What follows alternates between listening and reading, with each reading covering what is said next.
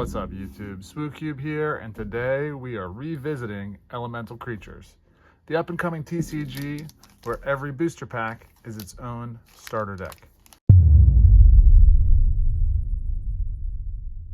I recently had the opportunity to teach this game to my brother, and we did several pack battles, after which we shuffled the contents of those booster packs together and had an impromptu cube session. It was an awesome game night. We had a lot of fun, and I learned quite a bit about the game as we went through this process, and I thought I would just share some insights and some things I found interesting and unique about the way that this game plays that maybe aren't quite obvious from first blush. But before we do, if you haven't watched the Learn to Play video by Tulanes, the card game Cryptman, in my description, linked, please do so. It's the best way to kind of get your head around the rules and understand what's going on here. But let's crack this pack and get into it. I'm going to kind of walk through the thought process I have when doing a pack battle and just kind of simulate the gameplay and walk you through kind of the steps of the turn and how that works. So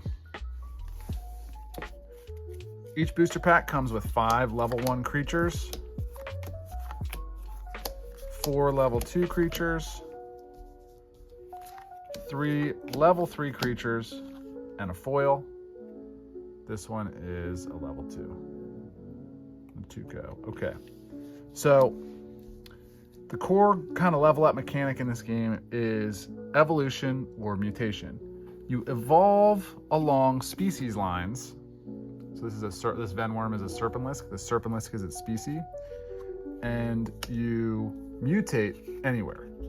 You do get a strength bonus for evolving. So the first thing I kind of look at in my in my deck is, do I have any evolution lines possible? And right off the bat, I just notice I think just really one, which is I do have a level 2 Repticell, a 2-go, which can come in quite strong as a 2-power. When you play it, you can either draw a card, or it comes in with 3/1/1 counters on it, so it can be a 5-power creature.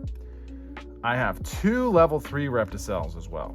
So chances are, if I have this level 2 on the field, I may be able to evolve from the 2-go to Almegra or Scalazard, which are both quite high-powered level 3s, and the Natuka will only juice that and make them even more powerful. So that's something I'm going to want to look for as I'm playing the game.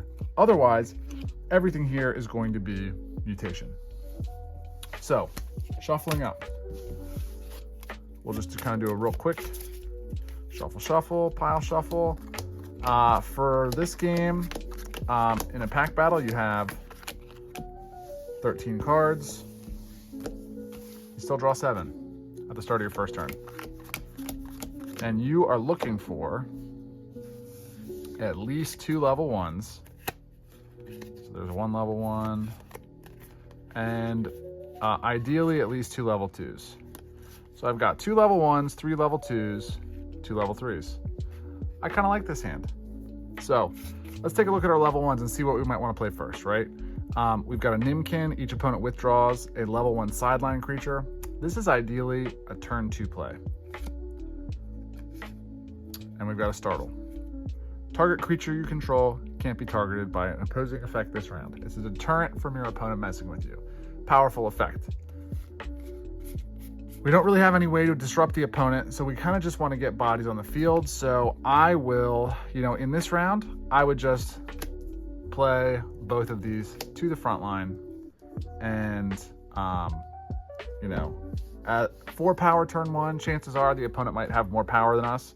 So we may not score any points the first round, but after that, when the first round is over, both of these will move from the front line to the sideline as part of the natural flow of the game. It's called resting. So the creatures rest to the sideline, then we draw a card. Zimble, another level 1. Now, this is actually a very interesting play here, because if an opponent currently has more total power than us, this creature retreats. So we may be able to kind of sneak this creature out, have it retreat immediately, And that would enable us to play all 3 of our level 2s this round, which we may or may not want to do based on how the turn goes. So I will say that with this Nimkin on the field, I'll want to get this back to my hand probably on the first action so that I can force my opponent to take back one of their sidelined level 1s on their field. So I'd be looking at, you know, one of my level 2s to play. And really, I probably would just throw down this Rocks or this Norgon. They're both 4 power. They both kind of can be minorly disruptive and may or may not, the text may or may not matter based on what our opponents have going on in the field. But let's just say we'll play the Norgon, which will mutate from the Nimkin, returning that to our hand. The opponent's going to take an action, and then we'll have an opportunity to play a card again. If they currently have, you know, level 1s on their sideline, this would be a good play because it would force them to take it would force them to take this off their sideline into their hand, and then if they were hoping on the next action to evolve, it could disrupt that. So could be a way to just kind of clog up their hand for the round and keep them from playing a level 2 out. Right, and then, you know, so they'd play something, and then we would play something else. Perhaps we can get that Zimble retreated based on what they have on the field. Let's just pretend we can. Right, then we'll just play both of our level 2s. Over, you know, we play a card, they play a card. So here we've got 8 power on the field. Chances are, you know, let's just say we score a few points there. Nice. Moving now from round 2 to round 3. We don't have anything on the sideline, so nothing goes to discard. That's called descending. But the front line does rest and move back. We'll draw our next card. All right, we got another level 1. And on the 3rd turn of the game, we're going to play a Scalazard. And let's return Zenorgon. We'll kind of want a higher power creature because we don't have a lot of discard things going on to play off of the Symmetric. We'll just go for power here. So the Norgon goes back to our hand. And we'll play, you know, they'll play a card. And we'll play our When You Do, returning Rocks to our hand. Opponent plays a card. Now we've got 3 level 1s in our hand and the opportunity to play, you know, another level 2 if we want. So I think we probably would play that Rocks, get back the Nimkin, and we have to think here, this is the 3rd turn of the game. We have 1 more round after this round. Based on what the opponent has out, right, if they've got more points than us, we've got these level 1s that we can kind of aggressively play down to rack up points. However, we're not going to have a whole lot more, you know, level 2s available to us to play next round. We've got the Norgon, we can get the Rocks back, but we've only got a couple more in the deck. We're probably drawing 1 more card for this game. There's 4 left, and we want to make sure we maintain some juice, some gas in the tank for the last round, right? So if we play all these out, they're going to move to our sidelines. We'll have 1 card in hand. Not a huge ability, like, it simply is a judgment call of how many cards does the opponent have in hand, what's their score, how are we going to play this. So I'm going to say, let's play, you know, we'll play the Startle, and we'll play, you know, the Felixer. Just to kind of get, I'm running out of space here, but just to kind of get some more power on the field, and then move to the 4th round of the game. Sideline would go to discard, front line would move back, and we would then draw another card. We drew our last level 1, the Venworm. Kind of unfortunate. I was hoping we would draw that Almegra, the 12 power monster lizard that's ginormous, and like I think it's the most powerful in terms of strength card in the game.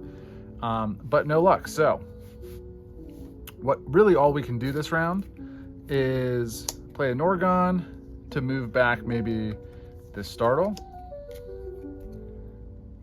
and play out the rest of our level 1s. That may be enough to kind of get us there. It may not be. But at the fourth round of the game, that's it, right? We've played out every card in our hand. We've played everything we can. We kind of peaked in terms of power in round 3, and that may or may not have been a mistake based on what the opponent's doing. So there's always these judgment calls you have to make in a game of elemental creatures. What you kind of saw was like the mechanics of how the turn flows and some of the things to think about. But an actual game would have been much more interactive. Probably 3 or 4 of these cards would be destroyed, disarmed, bounced in the discard pile throughout the game. I wasn't able to mess. I'm playing against an imaginary opponent and was not messed with. But that's kind of the flow of how it works. I will say, you saw me replay these level 1s multiple times throughout the game, and the level 1s are by far the most important effects to be aware of as you're playing through the game. One, there's only 15 of them. So once you play a few games, you're going to kind of have them memorized just based on the picture and name of what the card is, of what they can do. And then once you see that card, and especially in a pack battle where you don't know which 5 your opponent is going to have, you have to play around the ones you know. And maybe don't leave yourself super exposed to the ones you don't know, but that they have. But once, if they play a Venworm on turn 1, and you have a Zimble in your hand, right? Venworm has an ongoing effect which makes it so creatures with power less than him can't retreat. Completely blanks the text on Zimble. Makes it unable to do its thing. So if they play a Venworm and you have a Zimble, if you want to use that Zimble, you have to get that Venworm off the field, destroyed or disabled. And you're going to have to plan around that. And if you can't, then this Zimble is going to be, not a dead card because you can still play it and get the power from it, and it'll still, rest between rounds, and then you can evolve it, but you're not going to be able to use it to its full potential. If they, are continually playing Startles, which, makes it so that creatures you control, one creature you control can't be targeted by something. If they're playing that and protecting their creatures over and over again, you're going to want to be really cognizant if you have disruptive creatures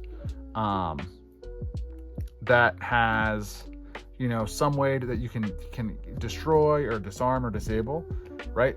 Those things can get blanked by a startle. So you're going to have to sequence your actions in a way that's thoughtful about, okay, when can they get that startle back to hand? When can they play it again?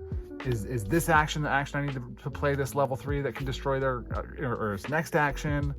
There's just a lot of planning that goes into it. It's very, very mentally engaging.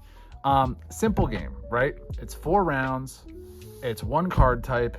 It's I play a card, you play a card.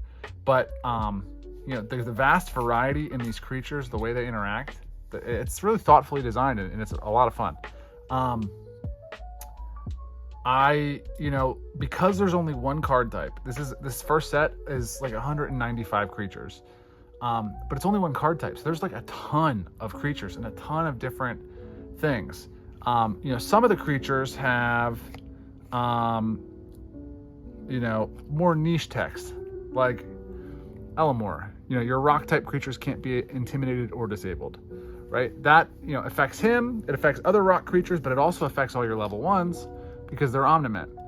But this could be kind of a silver bullet against, if the opponent has, a mess of these olive crons, which will, disable you for doing things. Having an Elamore out can kind of give you an avenue to interact, to end around that olive cron that's messing with your day. There's just so many different variations of creatures like this that you're always kind of trying to just, in the pack battle scenario, make the most of the limited resources you have. Now, I mentioned at the start that after my opponent and I had played a number of pack battles, we took multiple packs worth of cards, shuffled all the level 1s together, the level 2s together, and the level 3s together in different piles, and then dealt out more cards. I think we built 30 card decks, and so we did 15, we dealt each 15 level 1s, 15 level 2s, and 15 level 3s. And I had opened a bunch of other cards previously from other booster packs, so we had, you know, big stacks of cards. And the gameplay with those decks was, you know, was like a little bit more, I wouldn't say it's different. It was closer to constructed than limited, but it was still limited. Like in constructed, you have a great deal of control over the species you have. So you're more often able to evolve than simply just mutating all the time. So there's a higher power totals every turn. And obviously more control over the synergy, and there's a lot of, you know, unique archetypes you can build with specific goals in mind, whereas in a pack battle you're just kind of making the most of what you have. But because in this game all of the cards show up with equal rarity, like, you know, in any pack you're equally likely to get any number. There's no level 3s that are rarer than the other level 3s, right? They all show up with the same frequency. Same with the level 1s and level 2s. Like, it's really easy to just simulate a booster pack, or 3 booster packs, or 4 booster packs by shuffling your collection together and dealing that out again. And because they're going to be random and not the same as they were before, you're going to have a different game. And so what I have basically described is how to build a draft cube for elemental creatures, which I have already done.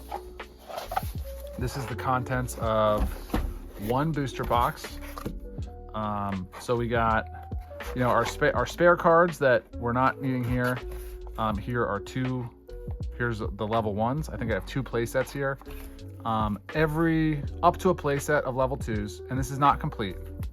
Like, not every level 2 here has 3 of, but that's a play set, by the way, for constructed. But I may be like 3/4 of the way there. And then the level 3s, I'm maybe less than half of the way there from 1 booster box. But just out of the contents of 1 booster box, like, you could infinitely replay the pack battle thing and never have the same game twice. The replayability here is so huge. And there's lots of ways, if you're doing your own custom draft format, that you can tweak things and you know, make it feel more like constructed. And so I will definitely be, you know, doing that a lot and messing with that. I will also be adding the contents of the booster pack that I opened to the cube. I know for a fact that I need another one of these, and another one of these, and another one of these, and definitely these 2 as well. So yeah, it's cool. I definitely, if you bought a booster box of elemental creatures, you know, pack battle your way through as much as you want, and then you know, put everything in a cube. Like, you don't need more than a couple people to be able to enjoy this on a regular basis. And it's a great little, you know, this is simple enough that it can kind of function like a board game for people that don't do the TCG thing. But the replayability is super, super, super high. So cannot recommend more highly the home brewed elemental creatures cube.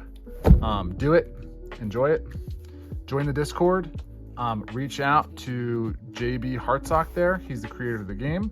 He's the illustrator of the game, and he is the man with the cards. So if you would like to pick up a booster box, you can join the Discord, message him, and get in touch that way. And once again, this is SWUCUBE talking elemental creatures. I will be back. I do have basically a whole booster box here that Justin sent me on the house to do a booster box opening video with. So in the coming weeks, I'm gonna crack this on camera and record it, and I'm hoping to actually interview Justin while I do so. So kind of have a box opening / dev interview. I think that would be kind of fun. So stay tuned for that. And yeah, thanks for watching. Be blessed. SWUCUBE out.